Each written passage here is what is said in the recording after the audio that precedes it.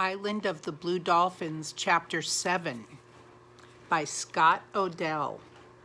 We see Karana on the cliff overlooking Coral Cove.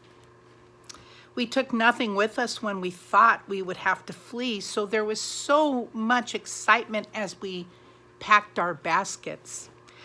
Nanko strode up and down outside the houses, urging us to hurry. "The wind grows strong," he shouted. "The ship will leave you." I filled 2 baskets with the things I wished to take. 3 fine needles of whale bone.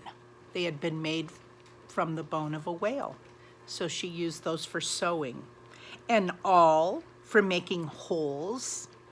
A good stone knife for scraping hides. 2 cooking pots, and a small box made from a shell with many earrings in it. She likes jewelry. Ulape had 2 boxes of earrings, for she was vainer than I. Vain people care very much about their appearance sometimes. That's true. And when she put them into her basket, she drew a thin mark with blue clay across her nose and cheekbones. The mark meant that she was unmarried, so she wanted it known to the people on this ship that she was available. She was not married. "The ship leaves," shouted Nanko. "If it goes," Ulape shouted back, "it will come again after the storm." My sister was in love with Nanko, but she laughed at him. "Other men will come to the island," she said. "They will be far more handsome and brave than those who leave." So she's trying to tease him.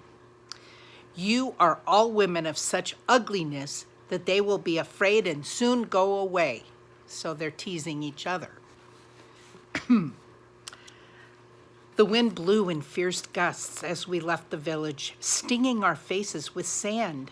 Ramo hopped along far in front with one of our baskets, but before long he ran back to say that he had forgotten his fishing spear.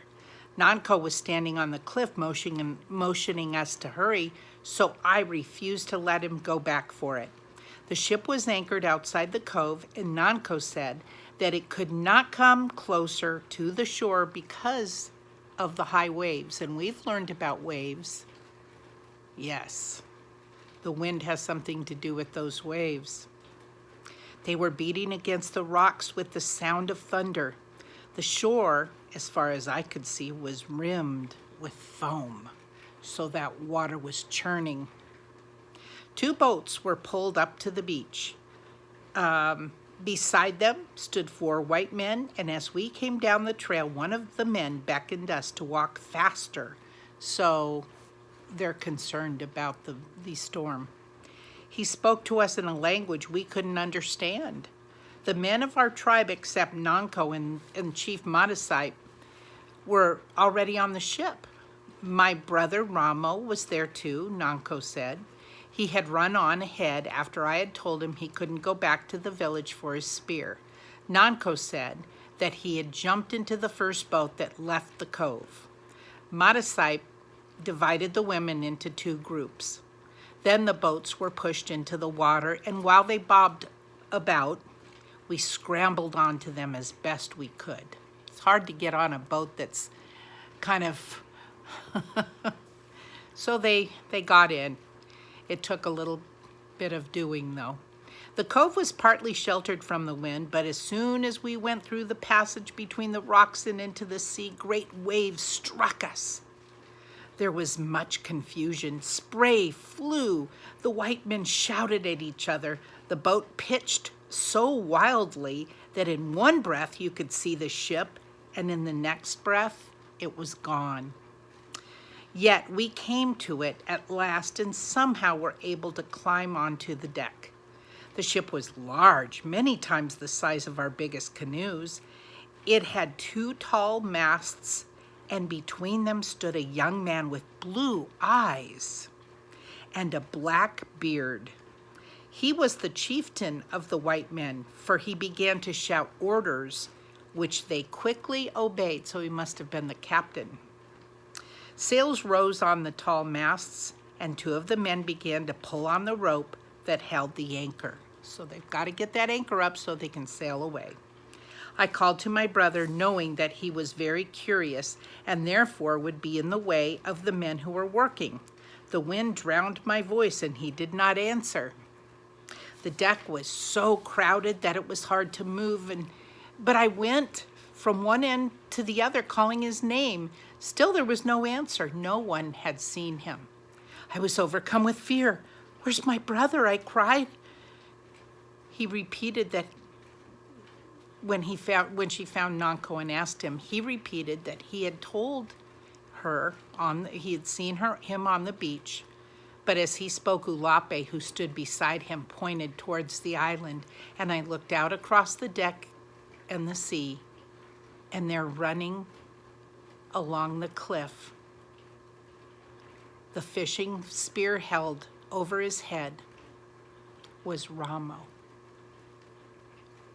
The ship was taking off. It was leaving the cove, and little brother Ramo is back on the island. Because of that fishing spear, he wasn't very obedient, was he? See, when you're disobedient, it causes trouble, and this is big trouble. What are they going to do? No one is there. He's a little boy, and there's no one there to take care of him, and the ship can't go back and wait for him. There's a storm coming. The sails had filled, and the ship was now moving slowly away. Everyone was looking toward the cliff, even the white men. I ran to one of them and pointed, but he shook his head and turned from me. The ship began to move faster. Against my will, I screamed. Chief Mattisite grasped my arm. "We cannot wait for Ramo," he said. "If we do, the ship will be driven on the rocks. They'd be shipwrecked." "We must," I shouted. "We must." "The ship will come back for him on another day," Mattisite said. "He will be safe. There's food for him to eat and water to drink and places to sleep." "No, no," I cried. I'm getting choked up. Can you imagine seeing your little brother? Mattisite's face, his face was like a stone. He was not listening. I cried out once more, but my voice was lost in the howling wind. People gathered around me, saying again what Mattisite had said, yet I was not comforted by their words. Ramo had disappeared from the cliff, and I knew that he was now running along the trail that led to the beach. The ship began to circle the kelp bed, and I thought surely that it was going to return to the shore. I held my breath waiting. Then slowly its direction changed. It pointed towards the east. At that moment, I walked across the deck. And though many hands tried to hold me back, I flung myself into the sea. Wow. A wave passed over my head, and I went down and down until I thought I would never behold the day again. The ship was far away when I rose. Only the sails showed through the spray. I was still clutching the basket that held all my things, but it was very heavy, and I realized that I could not swim with it in my arms. Letting it sink, I started off towards the shore. I could barely see the 2 rocks that guarded the entrance to Coral Cove, but I was not fearful. Many times I had swum farther than this, although not in a storm. Boy, what a brave girl. Whew. I kept thinking over and over as I swam how I would punish Ramo when I reached the shore. Yet when I felt the sand under my feet and saw him standing at the edge of the waves, holding his fishing spear and looking so forlorn, I forgot all the things I planned to do. Instead, I fell to my knees and put my arms around him. The ship had disappeared. "When will it come back?" Ramo asked. There were tears in his eyes. Soon, I said. The only thing that made me angry was that my beautiful skirt of yucca fibers, which I had worked on so long and carefully, was now ruined. That was chapter 7 of Island of the Blue Dolphins.